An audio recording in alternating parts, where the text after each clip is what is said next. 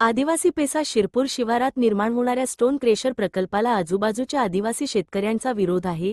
या स्टोन क्रेशरला वीज पुरवठा करण्यासाठी नियमबाह्य पद्धतीने आदिवासींच्या शेतात विजेचे 12 खांबे रातोरात उभे करण्यात आले। यासाठी आदिवासी शेतकऱ्यांची साधी परवानगी किंवा सहमती सुद्धा घेण्यात आले नाही। बेकायदेशीर काम करणाऱ्या कॉन्ट्रॅक्टरवर गुन्हा दाखल झाले।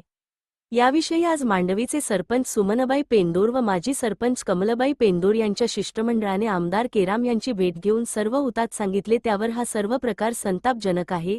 आदिवासी हा जंगल जमीनचा मालक असून त्यांच्या किंवा त्यांच्या मालमत्तेवर कोणी जबरदस्ती अन्याय करीत असेल तर ते होऊ देणार नाही, अशी स्पष्ट भूमिका आमदार भीमराव केराम यांनी मांडली व याबाबत उपविभागीय अधिकारी तहसीलदार वीज वितरणसह संबंधित अधिकाऱ्यांशी बोलून असे आश्वासन दिले। शिष्टमंडळात सरपंच सुमनबाई केंद्र, माजी सरपंच कमलबाई केंद्र, ग्रामपंचायत सदस्य रेणुका राजू कुरुमते, कौशल्याबाई रमेश मेश्राम, विमलबाई तुकाराम मेश्राम, विनोद मेश्राम, संजय मडावी, प्रतीक मेश्राम, कोसबा मेश्राम व इत्यादी आदिवासी बांधव उपस्थित होते। रिपोर्टर मंगेश राठोड, मांडवी।